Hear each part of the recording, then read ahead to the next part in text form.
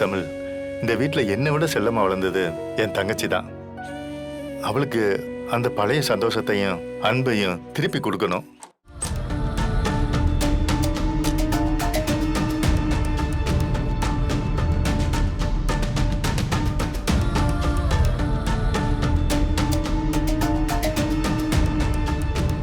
இத்தனை வருஷம் நான் உங்க கூட வாழ்ந்திருக்கேன். நான் எதையுமே உங்ககிட்ட மறைச்சதே இல்லை. அப்படியே மறைக்கணும்னு நினைச்சாலும் என்னால மறைக்க முடியாது. நீங்க மட்டும் எங்க இவ்ளோ பெரிய விஷயத்த மறைச்சீங்க? இல்ல மீனா, அன்னைக்கு சொல்றதுக்கான சூழ்நிலை எனக்கு அமையலம்மா. புருஷன் பொண்டாட்டினா 2 பேருக்குள்ள எந்த பர்சனலும் இருக்கக்கூடாது. எல்லாத்தையும் ஒருத்தருக்கு ஒருத்தர் ஷேர் பண்ணிக்கணும். ஒரு விஷயத்த செய்யறதுக்கு முன்னாடி புருஷன் பொண்டாட்டி கிட்டையும் பொண்டாட்டி புருஷன் கிட்டையும் எல்லாத்தையும் கேட்டு செய்யணும்.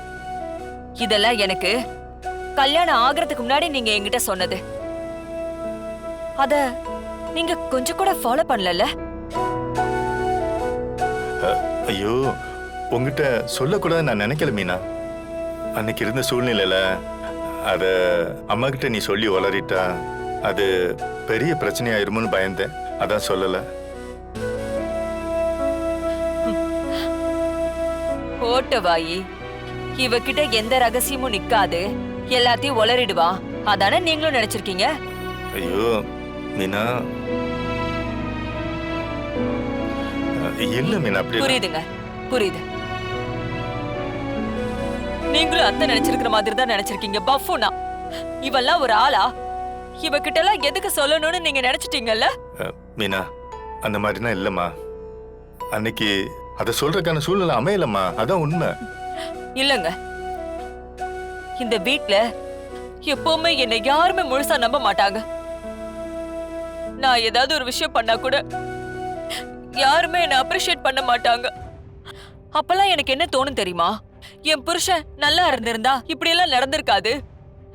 அவரு என்ன அப்ரிஷியேட் பண்ணுவாரு, அவரு என்ன நம்புவாரு, என்ன நல்லா பாராட்டுவாருன்னு தோணும். ஆனா இப்ப என் புருஷன் என்ன நம்பலன்னு தோன்றப்ப என்னால முடியலங்க. ரொம்ப வலிக்குது. மீனா ப்ளீஸ்மா, அல்லாத. நான் சொல்றத கேளு. நான் அப்படியெல்லாம் உன்னை நினைக்கவே இல்லைம்மா. அந்த விஷயத்துல நிறைய பிரச்சனை இருந்துச்சு. அதனாலதான் நான் சொல்லல மீனா.